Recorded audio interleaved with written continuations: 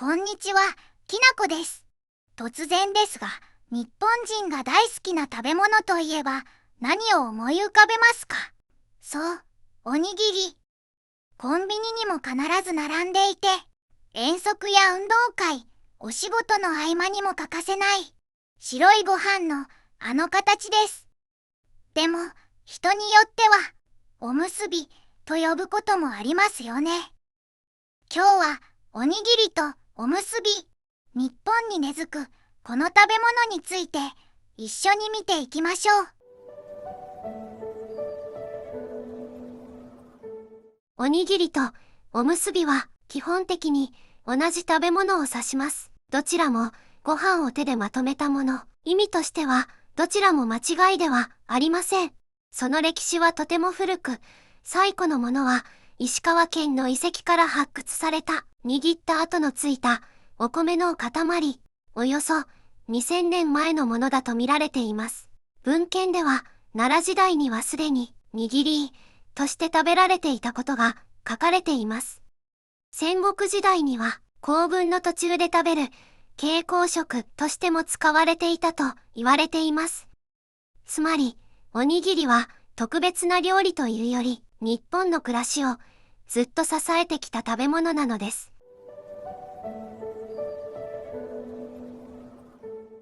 今では三角はおにぎり、丸はおむすび、そんな説明を見かけることもあります。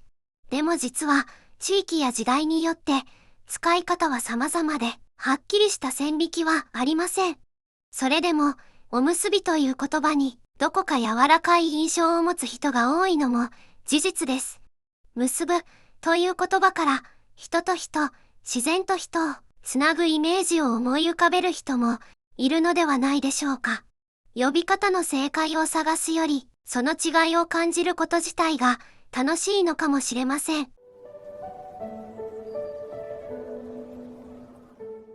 日本の昔話には、おむすびとおにぎりがはっきり使い分けられて登場するものがあります。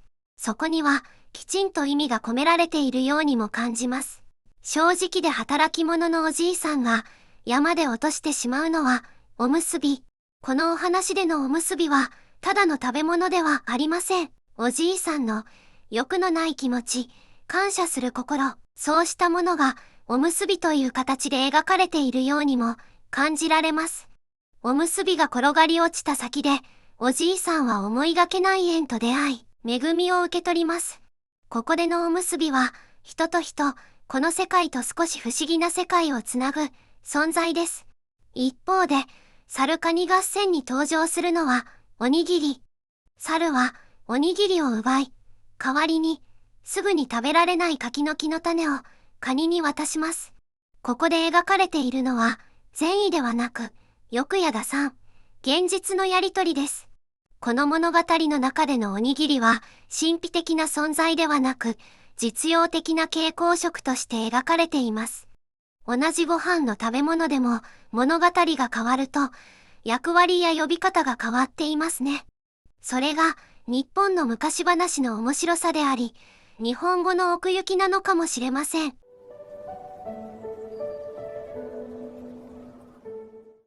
あなたにはどんなおにぎりの思い出がありますか？頑張ったね、こっちおいで。ちょっと砂だらけだよ。はい、できた。じゃあご褒美。出来たてだよ。よかった。あ、かわいい。いただきます。これ、おにぎり。大きいな。美味しい。いいね、それ。パスタソーセージ。かわいい。後で見せて。行ってきます。うん、気をつけて。頑張ってね。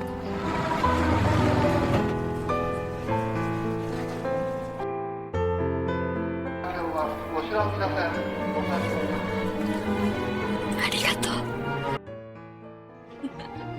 わー。あったかい。気をつけて持ってね。上手になったわね。いただきます。いただきます。おいしい。思いは言葉じゃなくてもちゃんと伝わるんだね。